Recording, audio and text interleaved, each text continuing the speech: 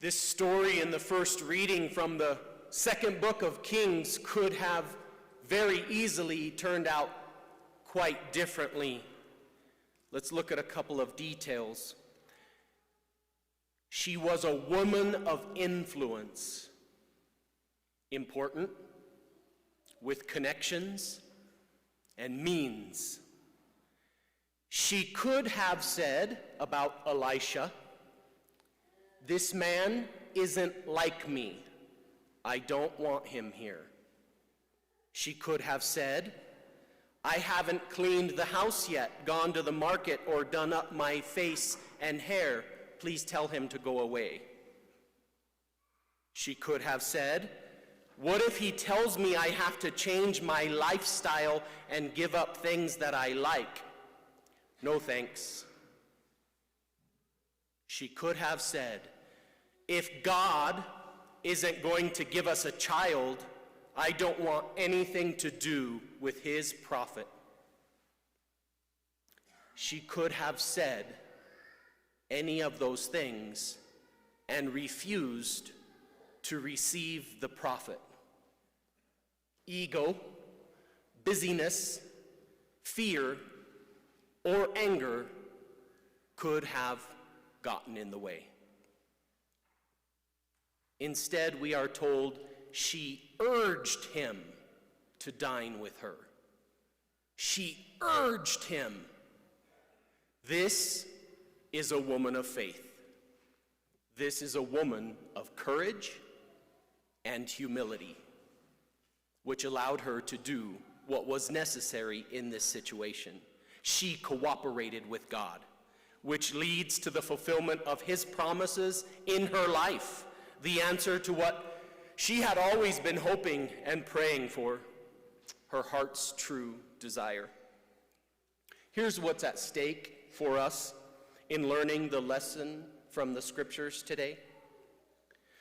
To receive Jesus is to live in the great and merciful love of the Father for us, personally, each one. To receive a prophet is to be formed in the hope of salvation as a member of God's people. And to receive a righteous man is to be restored to the life that God intends us to live as a blessing to others. We are called to receive Jesus regularly, and this can happen especially in the sacraments.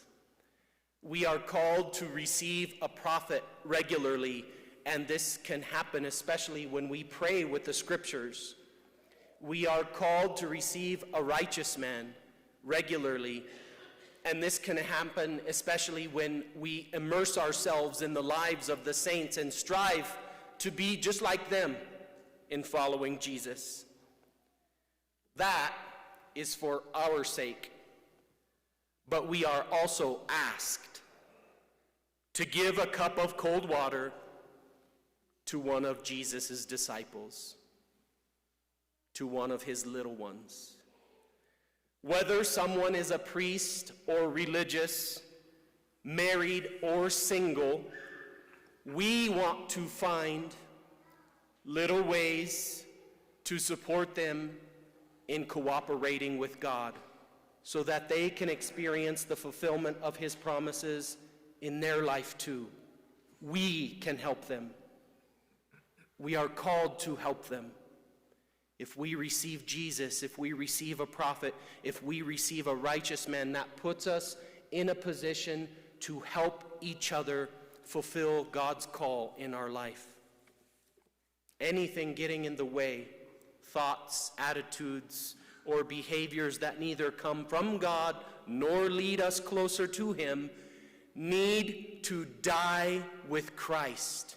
Anything getting in the way of God's plan for our life needs to die with Christ so that we can rise with him to a new life.